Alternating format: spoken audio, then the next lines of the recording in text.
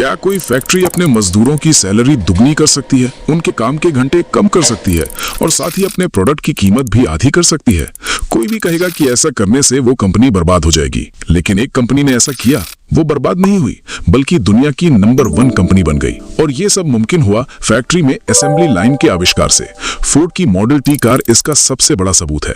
1908 में जब ये कार लॉन्च हुई तो इसकी कीमत $850 थी, जो आज के करीब $30,000 के बराबर है। लेकिन सिर्फ कुछ ही सालों में इसकी कीमत आधी हो गई। 1924 आते आते ये कार सिर्फ $260 में मिलने लगी थी। लेकिन फोर्ड की मॉडल टी में कोई खास जादू नहीं था। इसकी कीमत कम होने की असली वजह वो फैक्ट्री थी जहां इसे बनाया जा रहा था। फोर्ड के इस कारनामे का असर कितना बड़ा था, इसे समझने के लिए हमें फोर्ड की मॉडल टी से पहले वाली कार फैक्ट्रियों को देखना होगा। उस समय एक कार बनाने के लिए कई कुशल कारीगरों को एक टेबल पर बैठकर उसे अपने हाथों से जोड़ना पड़ता था। इस काम में कोई ऑटोमेशन या मशीन नहीं थी। हर मजदूर को फैक्ट्री में इधर उधर घूमकर पार्ट्स ढूंढने में बहुत सारा समय बर्बाद करना पड़ता था। अगर काम के बीच में कोई भी देरी हो जाती तो बाकी मजदूरों को अपना काम पूरा करने के लिए इंतजार करना पड़ता था। इसलिए उस जमाने में एक कार बनाने की लागत बहुत ज्यादा आती थी। कैडिलैक जैसी बड़ी कंपनियां भी साल भर में सिर्फ 2000 कारें ही बना पाती थी। अगर कारों को एक ऐसा प्रोडक्ट बनाना था जिसे आम इंसान भी खरीद सके, तो इसका बड़े पैमाने पर उत्पादन करना बहुत जरूरी था। और फोर्ड मोटर कंपनी से बेहतर इस बात को कोई नहीं समझता था। ज्यादातर लोगों को लगता है कि फैक्ट्री की असेंबली लाइन का आविष्कार हेनरी फोर्ड ने किया था, लेकिन असल में ये आइडिया फोर्ड कंपनी के ही एक इंजीनियर विलियम क्लेन का था। 1913 की शुरुआत में क्लेन ने एक मीट पैकिंग फैक्ट्री का दौरा किया। इस फैक्ट्री को पूरे अमेरिका की सबसे बेहतरीन और तेज फैक्ट्रियों में माना जाता था। जब वो खुद उस फैक्ट्री में गए तो उन्हें एहसास हुआ कि वहां काम करने का तरीका फोर्ड को हमेशा के लिए बदल सकता है। वहां जानवरों को छत पर लगे एक ट्रैक से लटका दिया जाता था और फिर वो ट्रैक उन्हें फैक्ट्री के अलग अलग स्टेशनों पर ले जाता था। हर स्टेशन पर जानवर के अलग अलग हिस्सों को काटा और पैक किया जाता था। इस पूरी प्रक्रिया को इतना आसान बना दिया गया था कि हर मजदूर को सिर्फ अपना एक छोटा सा काम करना होता था। इस चीज ने विलियम क्लेन के दिमाग की बत्ती जला दी। उन्होंने सोचा कि अगर ये तरीका जानवरों को अलग करने में काम आ सकता है तो शायद ये कारों को जोड़ने में भी काम आ जाए। उन्होंने तुरंत अपना ये आइडिया हेनरी फोर्ड को बताया। फोर्ड फैक्ट्री ने बिना वक्त बर्बाद किए एक छोटे से हिस्से फ्लाई व्हील मैग्नेटो पर इसका टेस्ट करना शुरू किया। आमतौर पर 30 मजदूरों की एक टीम अपनी अपनी टेबल पर बैठकर पूरा मैग्नेटो खुद असेंबल करती थी। इस तरीके से हर दिन करीब 800 मैग्नेटो तैयार होते थे। टेस्ट करने के लिए फोर्ड फैक्ट्री ने सभी पुरानी टेबलें हटा दी और उनकी जगह एक बहुत लंबी टेबल लगा दी। मजदूरों को उनकी जगह बता दी गई, लेकिन अब किसी भी मजदूर को पूरा मैग्नेटो नहीं बनाना था। उन्हें सिर्फ मैग्नेटो बनाने का एक छोटा सा हिस्सा पूरा करना था और फिर वो मैग्नेटो आगे वाले मजदूर के पास चला जाता। क्योंकि अब हर मजदूर को सिर्फ एक ही काम बार बार करना था, इसलिए एक मैग्नेटो को पूरा बनाने का समय 20 मिनट से घटकर सिर्फ 13 मिनट रह गया। काम की स्पीड को और बढ़ाने के लिए फोर्ड ने एक खास कन्वेयर बेल्ट बनाई जो एक बराबर स्पीड से चलती थी। इसकी वजह से धीमे काम करने वाले मजदूरों को अपनी स्पीड बढ़ानी पड़ी और तेज काम करने वालों को अपनी स्पीड धीमी करनी पड़ी, जिससे पूरी असेंबली लाइन बैलेंस हो गई और सब कुछ एकदम एक साथ चलने लगा। कोई सोच भी नहीं सकता था कि सिर्फ कुछ ही महीनों में फोर्ड का मैग्नेटो प्रोडक्शन हर दिन 800 से बढ़कर 3000 हो जाएगा। काम का ये नया तरीका बहुत कामयाब रहा, इसलिए फोर्ड ने इसे कार के बड़े और मुश्किल पार्ट्स पर आजमाना शुरू किया। मिसाल के तौर पर उस वक्त एक इंजन बनाने में 10 घंटे लगते थे और मजदूरों को फैक्ट्री में 1200 मीटर से ज्यादा चलना पड़ता था। इस दौरान इंजन को भी मशीनों के बीच बार बार इधर से उधर ले जाना पड़ता था। फोर्ड अच्छी तरह जानता था कि अगर वो इन मशीनों को एक सही लाइन में लगा दे तो प्रोडक्शन बहुत तेज हो जाएगा। लेकिन उस जमाने में ऐसा करना लगभग नामुमकिन था, क्योंकि ज्यादातर फैक्ट्रियां मैकेनिकल पावर से चलती थीं। इसका मतलब यह था कि फैक्ट्री के बीच में एक बड़ा सा ड्राइव शाफ्ट लगा होता था, जो तारों और पहियों के एक बहुत उलझे हुए सिस्टम के जरिए सभी मशीनों को पावर देता था। क्योंकि अलग अलग मशीनों को अलग अलग स्पीड और पावर चाहिए होती थी, इसलिए उन्हें पावर के हिसाब से जोड़ा जाता था। नतीजा ये होता था कि सारी भारी मशीनें फैक्ट्री के एक तरफ लगी होती थी और हल्की मशीनें दूसरी तरफ। इस सिस्टम में किसी भी मशीन को आगे पीछे करना नामुमकिन था और मजदूर अपना ज्यादातर समय पार्ट्स को एक मशीन से दूसरी मशीन तक ले जाने में बर्बाद करते थे। लेकिन फोर्ड ने यह सब बदलने की ठान ली थी। फोर्ड ने पूरी फैक्ट्री को बिजली से चलाने का फैसला किया और अपनी फैक्ट्री के अंदर ही एक बहुत बड़ा पावर स्टेशन बनवा दिया। यह पावर स्टेशन 34 मेगावाट बिजली पैदा कर सकता था।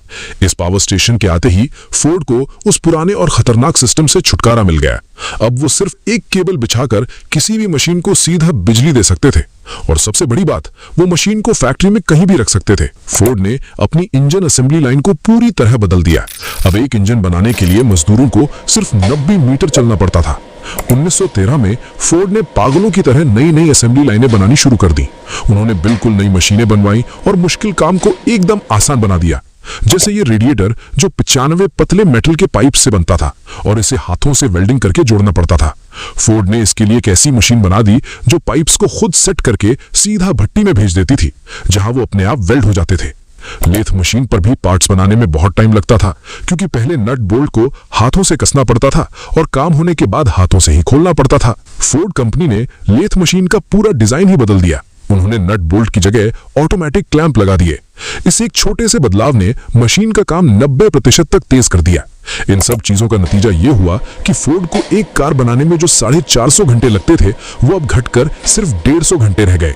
लेकिन इस नए सिस्टम में एक बहुत बड़ी खामी थी। मजदूरों को एक ही काम बार बार करना बहुत बोरिंग लगने लगा था।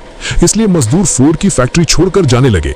फैक्ट्री को हर रोज नए मजदूरों को काम पर रखना पड़ता और उन्हें सिखाना पड़ता, जिसका असर फैक्ट्री के काम पर पड़ने लगा। हेनरी फोर्ड ने इस परेशानी को भांप लिया और एक ऐसा फैसला किया जो आज के जमाने में भी बहुत बड़ी बात मानी जाती है। उन्होंने ऐलान किया कि वो अपने हर मजदूर की दिहाड़ी $2.34 से बढ़ाकर सीधे $5 कर देंगे, और साथ ही उनके काम के घंटे भी 9 घंटे से घटाकर 8 घंटे कर देंगे। अगले ही दिन फोर्ड की फैक्ट्री के बाहर नौकरी मांगने वालों की 10,000 से ज्यादा लोगों की लाइन लग गई।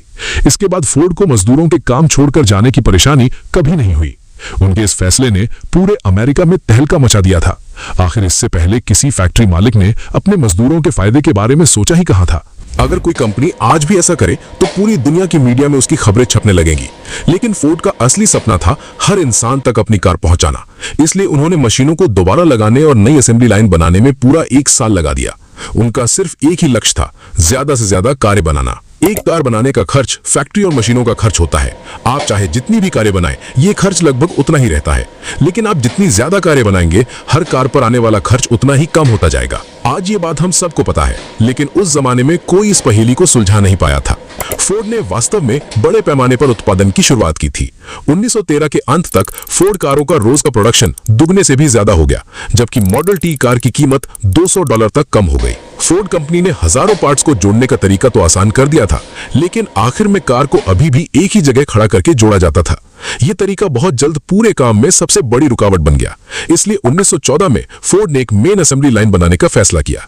यह आइडिया बहुत सीधा था। कार के जितने भी छोटे छोटे हिस्से तैयार होते थे, वो लगातार इस मेन असेंबली लाइन पर भेजे जाएंगे, ताकि जब कार का चेसिस इस मेन लाइन से गुजरे तो रास्ते में वो सारे हिस्से उस पर फिट किए जा सके। इंजीनियरों की रिसर्च के बाद इस मेन असेंबली लाइन को 45 अलग अलग स्टेप्स में बांटा गया था। इस लाइन पर 140 मजदूरों को अलग अलग काम सौंपे गए थे। इसके काम करने का तरीका बहुत आसान था। हर फोर्ड कार का चेसिस सबसे पहले अपनी छोटी लाइन से बाहर आता था, जो इस मेन लाइन की शुरुआत थी। यहाँ उन्हें एक चेन वाली कन्वेयर बेल्ट के जरिए खींचा जाता था और वो पूरी प्रोडक्शन लाइन के साथ साथ आगे बढ़ते थे। सबसे पहले मजदूर कार के आगे और पीछे का एक्सल और फ्यूल टैंक लगाते थे।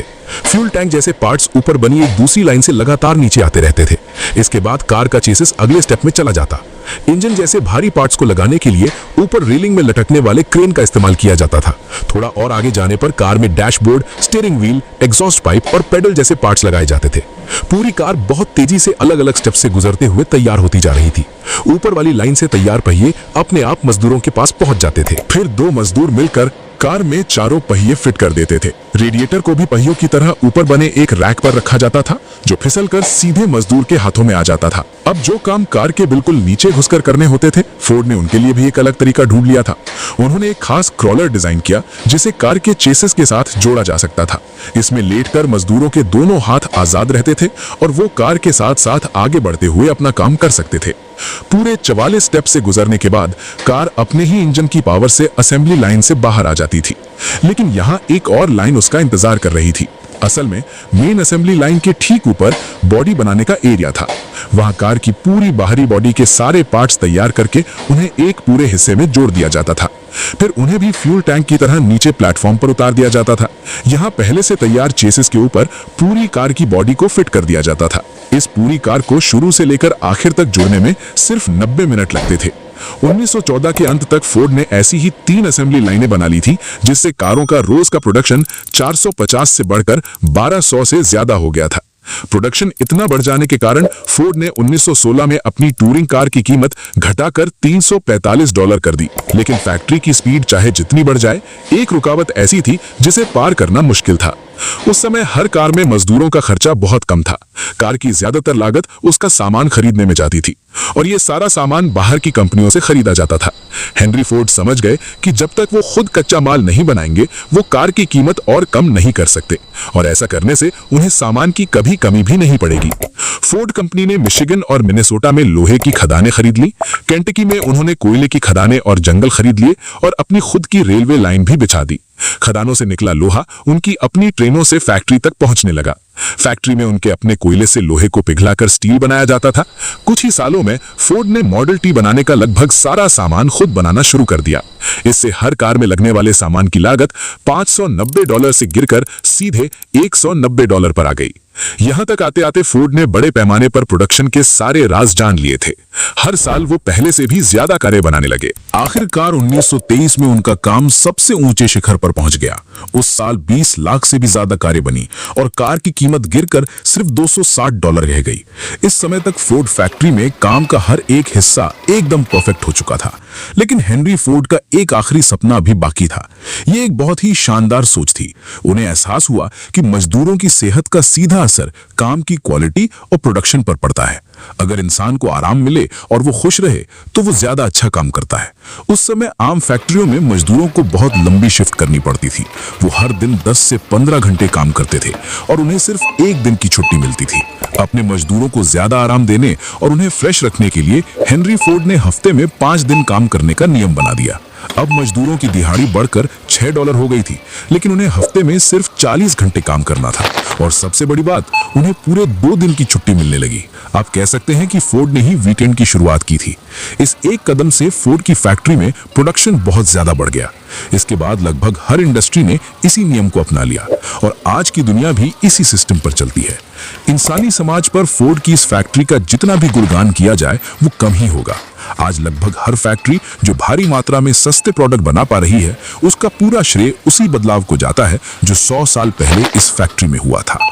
दोस्तों, आखिर में सोचने वाली बात यह है, 100 साल पहले हेनरी फोर्ड ने अपने मजदूरों की भलाई के लिए जो 5 डे वर्क और 2 डे छुट्टी का नियम बनाया था, क्या आज के दौर की बड़ी कंपनियां भी अपने कर्मचारियों के बारे में इतना सोचती हैं? आपकी इस बारे में क्या राय है? अगर आपको ये जानकारी पसंद आई हो तो वीडियो को लाइक करें, चैनल को सब्सक्राइब करें और अपनी राय कमेंट में जरूर बताएं। मिलते हैं आपसे अगली वीडियो में एक नए और दिलचस्प टॉपिक के साथ। Bye bye.